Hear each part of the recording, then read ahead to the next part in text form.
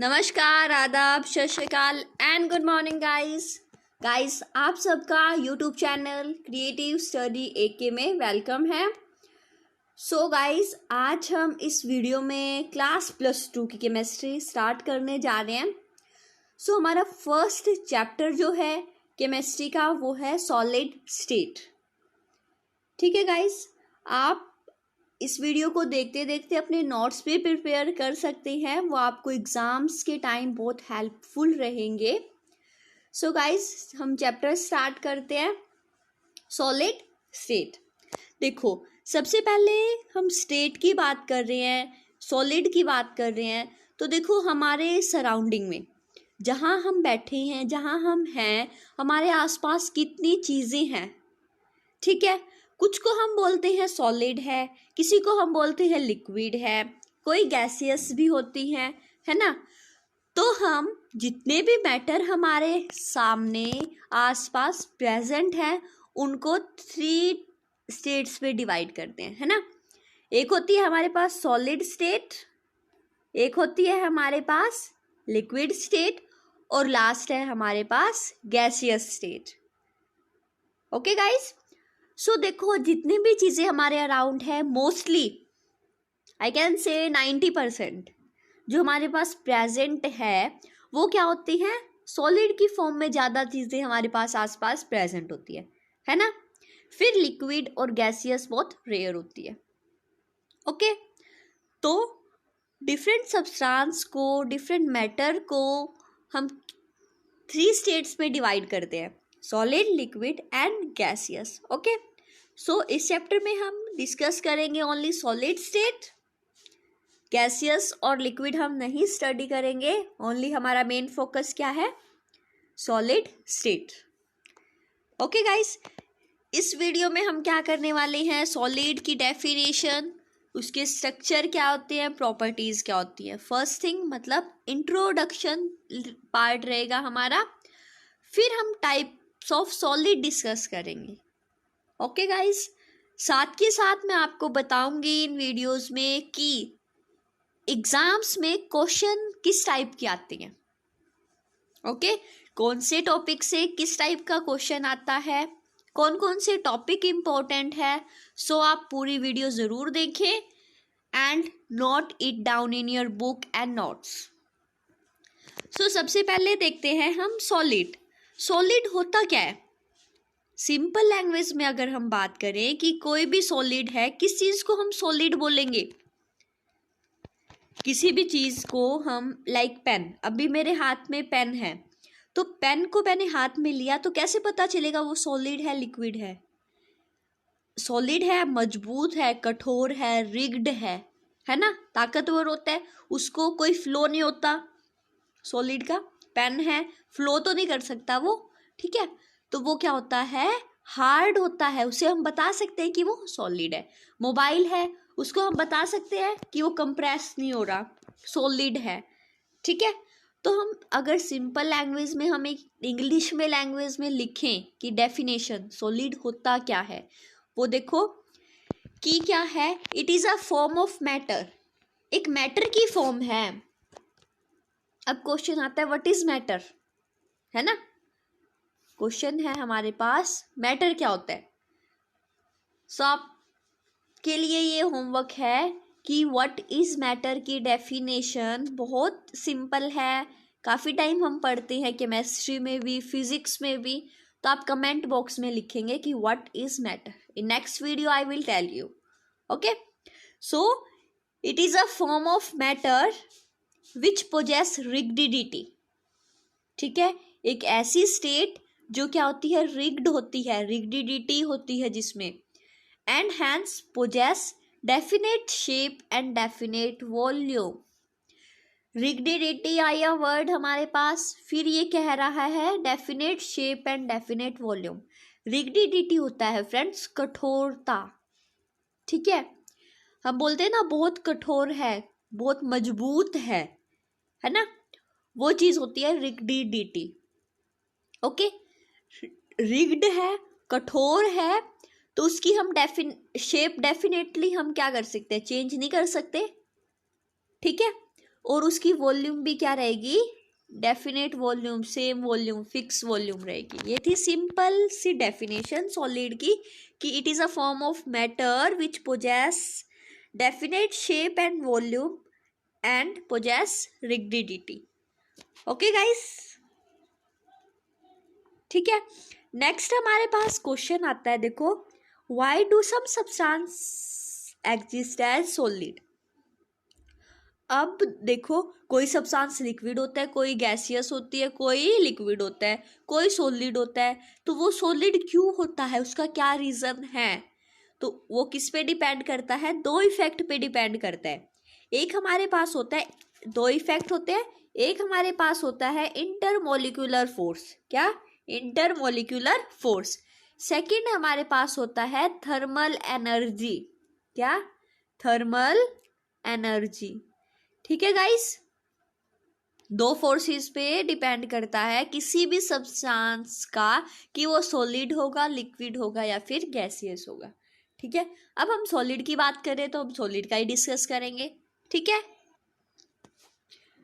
Okay. अब हम first discuss करें इंटरमोलिक्यूलर फोर्स क्या होता है। इंटरमोलिक्यूलर फोर्स क्या होता है फ्रेंड्स, देखो, कोई भी दो पार्टिकल है हमारे पास, सपोज किया हमने एक सॉलिड ले लिया, ये कोई भी सॉलिड सब्सटेंस है, इसके अंदर पार्टिकल्स होंगे, ये छोटे छोटे डॉट्स क्या है, इसके कॉन्सिक्वेंट पार्टिकल्स है, पार्टिकल जो सॉलिड को बनाते हैं। ठीक है, with in a solid. Okay, अब इनके बीच में जो पार्टिकल्स है, मैं देखो दो ये वाले हमने बड़े बनाए, ठीक है, ये इनके बीच में जो पार्टिकल्स के बीच में फोर्स होता है, क्या होता है, फोर्स, उस फोर्स को हम बोलते हैं इंटरमोलिक्यूलर फोर्स। देखो, इंटर का मतलब अंदर, मोलिक्यूलर मतलब जो मॉलिक्यूल्स कॉन्सिक्वेंट पार्टिकल्स है सॉलिड के अंदर, उनके बीच में जो फोर्स होगा वो होगा इंटरमोलिक्यूलर फोर्स। आया समझ, ठीक है।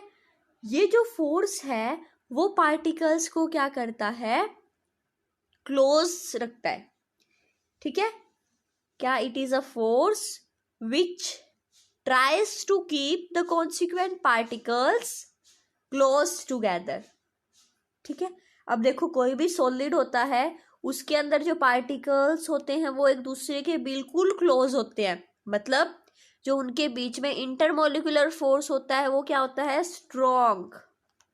ये चीजें सिंपल है, बेसिक है, आपको पता होनी चाहिए।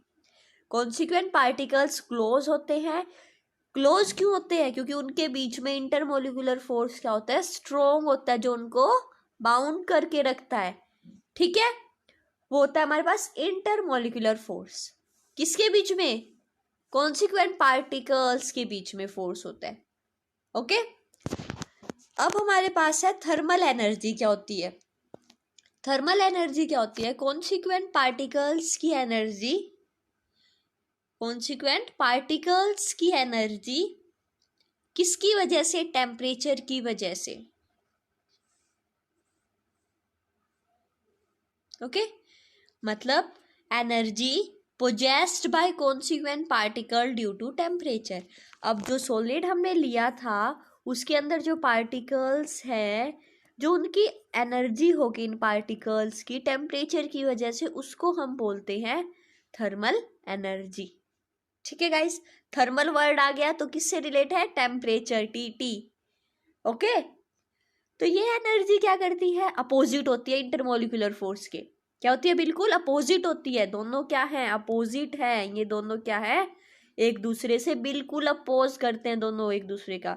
ये क्या करती है, पार्टिकल्स को दूर खींचती है, मतलब दूर करती है।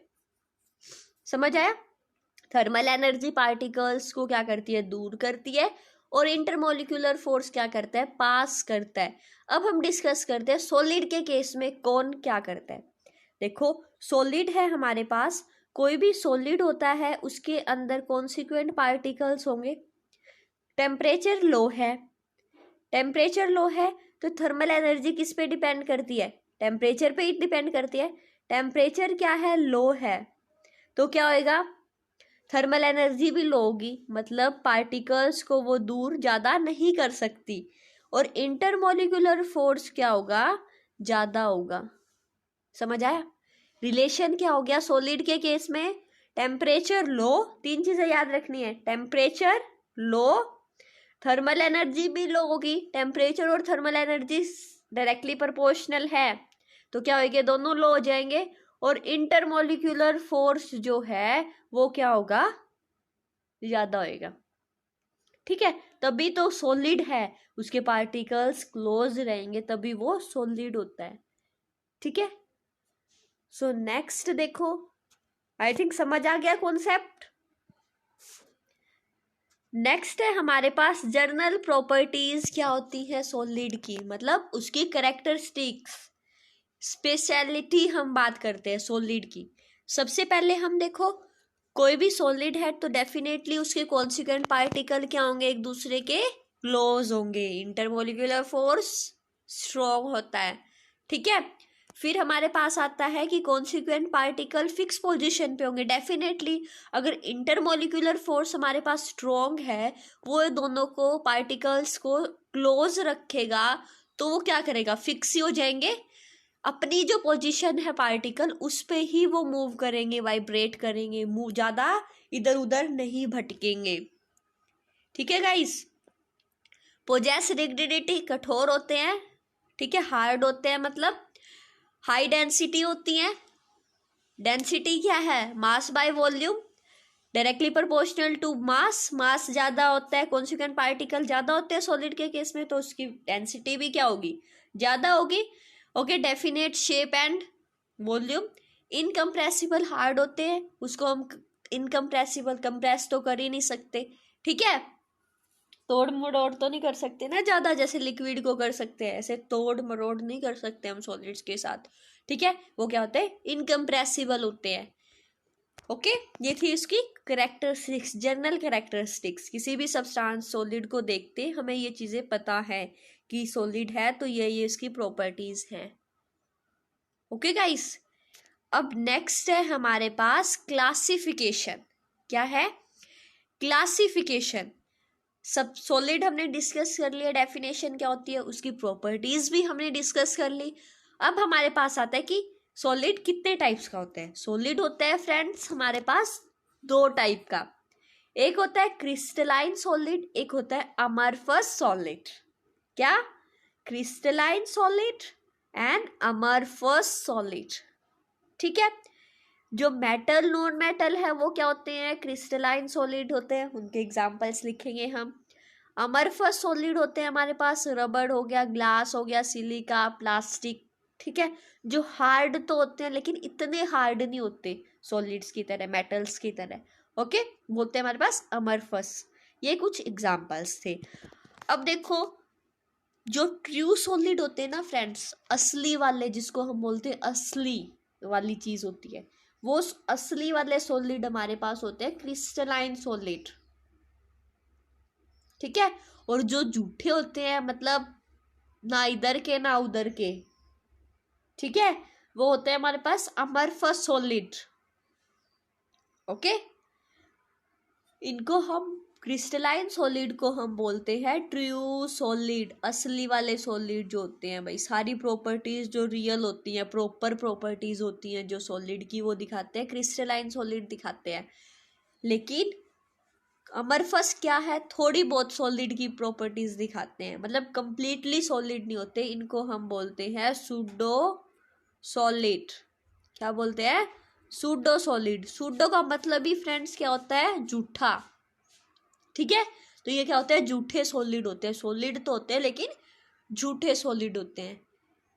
ठीक है, तो इसके बाद हम इनकी अलग अलग डिस्कस करते हैं, कंपैरिजन करके चलेंगे फ्रेंड्स, जल्दी होएगा, अच्छे से लर्न रहेगा, काफ़ी टाइम के लिए कंपेयर करके चलेंगे दोनों के। सबसे पहले हम बात करते हैं इनके अरेंजमेंट की। जो क्रिस्टलाइन सॉलिड होते हैं उनका क्या है, अरेंजमेंट जो होता है ना, long term arrangement, long range order और शॉर्ट रेंज ऑर्डर दोनों होता है। लेकिन अमरफस सॉलिड का क्या होता है, ओनली शॉर्ट रेंज ऑर्डर होता है। ठीक है, मतलब क्या है वो अब समझेंगे। देखो, जो क्रिस्टलाइन सॉलिड होता है ना, देखो ये हमने कुछ कॉन्सिक्वेंट पार्टिकल्स लिए फ्रेंड्स, ठीक है, कॉन्सिक्वेंट पार्टिकल्स ले लिए, ठीक है, इनको हम मिला के एक ज्योमेट्री बना रहे हैं। ये एक फिक्स सी ज्योमेट्री बनाते हैं काफ़ी टाइम देर तक, मतलब इनका पैटर्न क्या रहता है, सेम रहता है। इनकी ज्योमेट्री क्या होती है, फिक्स होती है काफ़ी टाइम तक, ठीक है। तो ये क्या होते हैं, लॉन्ग रेंज ऑर्डर होते हैं। शॉर्ट भी होते हैं, मतलब ज्योमेट्री क्या है, रेगुलर है, लेकिन थोड़ी सी देर तक, थोड़े से टाइम तक रेगुलर है। मतलब यहाँ तक ये बॉक्स बन गया, ये बॉक्स बन गया, इधर भी बॉक्स बना रहा है, इधर भी बना रहा है, लेकिन आगे का हमें नहीं पता। तो रेगुलर अरेंजमेंट तो है पार्टिकल्स का, है ना, लेकिन शॉर्ट रेंज के लिए है, ठीक है। Same as it is amorphous के लिए शॉर्ट रेंज के लिए ही होता है इनका अरेंजमेंट, लॉन्ग के लिए नहीं होता। मतलब इनकी ज्योमेट्री जो है इरेगुलर होती है, ठीक है, लेकिन क्रिस्टलाइन सॉलिड्स की ज्योमेट्री क्या होती है, रेगुलर होती है, ठीक है। ये सेकंड पॉइंट है हमारे पास, डेफिनेट ज्योमेट्री शेप, एक प्रॉपर डेफिनेट शेप आती है हमारे पास, और इनके केस में क्या होता है, प्रॉपर ज्योमेट्री नहीं आती हमारे पास, ठीक है। नेक्स्ट हमारे पास वही आ गया, ट्रू सॉलिड होते हैं, सच्चे सॉलिड होते हैं, असली वाले सॉलिड होते हैं। सारी असली प्रॉपर्टीज, जो रियल प्रॉपर्टीज होती हैं सॉलिड की, वो सारी शो करते हैं। लेकिन ये सूडो सॉलिड होते हैं, सूडो मतलब झूठे सॉलिड, ठीक है। सॉलिड की प्रॉपर्टीज तो दिखाते हैं, बट प्रॉपर 100% सॉलिड की प्रॉपर्टीज नहीं दिखाते। इनको हम नेम बोलते हैं, थर्ड नेम हो गया, एक तो हम बोलते हैं अमरफस सॉलिड, फिर इनको बोलते हैं हम सूडो सॉलिड, और एक वर्ड और आ गया हमारे पास, super cooled liquid. Super cooled liquid भी होते हैं इनको। मतलब देखो, एक हो गया सॉलिड, जो हमारा प्योर है वो क्या हो गया, क्रिस्टलाइन सॉलिड, फिर आ गया हमारे पास लिक्विड, ठीक है, सॉलिड से तो अलग है। जो अमरफस होते हैं ना, ये बीच में होते हैं लिक्विड के, ना तो प्रॉपर लिक्विड होते और ना ये प्रॉपर सॉलिड होती है, बीच के होते हैं।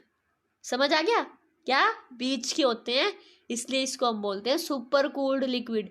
लिक्विड से तो थोड़े ऊपर प्रॉपर्टीज शो करते हैं, लिक्विड से तो थोड़ी हाई प्रॉपर्टीज, लेकिन सॉलिड से थोड़ी कम शो करते हैं, ठीक है, समझ आ गया। नेक्स्ट है हमारे पास, देखो एनआइसोट्रोपिक एंड आइसोट्रोपिक। अनआइसोट्रोपिक का क्या मतलब है, और ये दो टर्म्स है आइसोट्रोपिक। देखो फ्रेंड्स, अब सॉलिड है, सॉलिड की कुछ प्रॉपर्टीज होती है, जैसे कि रिफ्लेक्टिव इंडेक्स हो गया हमारे पास, क्या हो गया, रिफ्लेक्टिव इंडेक्स हो गया, ठीक है। कंडक्टिविटी होगी, क्या, कंडक्टिविटी होगी, डेंसिटी, वॉल्यूम, मास, जो ये प्रॉपर्टीज है ना सॉलिड की, वो किस डायरेक्शन में कैसे मूव कर रही है, वो डिपेंड करता है, उस पर डिपेंड करते हैं हमारे आइसोट्रोपिक और अनआइसोट्रोपिक। बाय ग्राफ में बताना चाहती हूँ, देखो ये कोई भी हमने ग्राफ बनाया, ठीक है, अगर कॉन्सिक्वेंट जो प्रॉपर्टीज है हमारी कॉन्सिक्वेंस किसी भी सॉलिड की किसी भी डायरेक्शन में मूव कर रही है, मतलब सेम डायरेक्शन में मूव नहीं कर रही, कहीं कहीं भी कर रही है, ये इधर जा रही है, ये इधर जा रही है, मतलब जो प्रॉपर्टीज है वो वेरी कर रही है डायरेक्शन वाइज, ठीक है, कोई फिक्स डायरेक्शन नहीं है, वो होता है हमारे पास अनआइसोट्रोपिक, ठीक है, अनआइसोट्रोपिक।